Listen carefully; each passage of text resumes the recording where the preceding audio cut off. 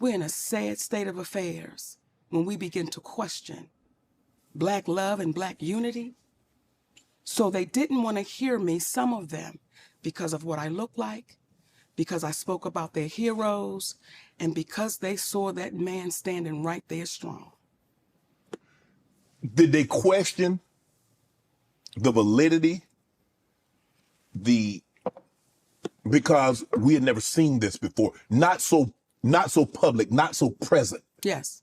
Did they question you and his relationship? Me and my husband? Yes.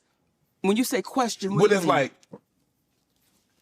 because they did, but I want to understand what because, you mean. okay, did they think that was your husband, or what? Was he your manager? Because he's been everything. Yes. He's your lover. He's your manager. He's your confidant. Name him. He's the father. Come on, name him. Whatever he's all encompassing. Yes. He's a toolbox with all the tools that Monique needs. All of them.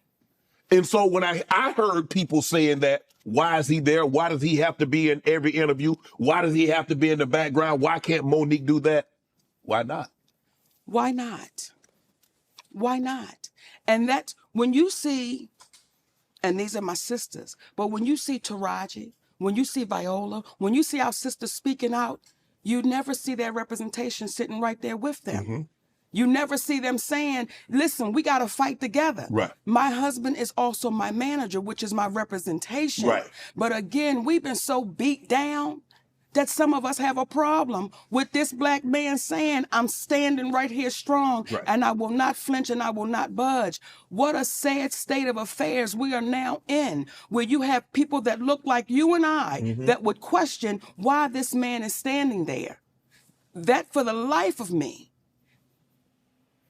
is disheartening. Mm-hmm. When we heard Brother Malcolm say, we've been run amok, we've been hoodwinked, we're now doing it to ourselves.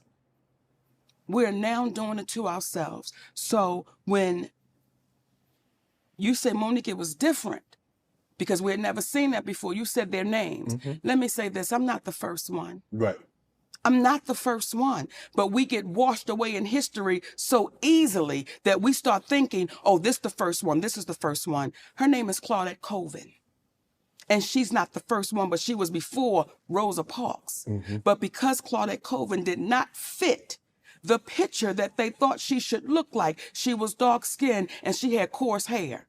And because the organization, I believe it was the NAACP, mm-hmm, did not think she would be accepted by the white people, mm-hmm, they had to get somebody that they said the white people could accept.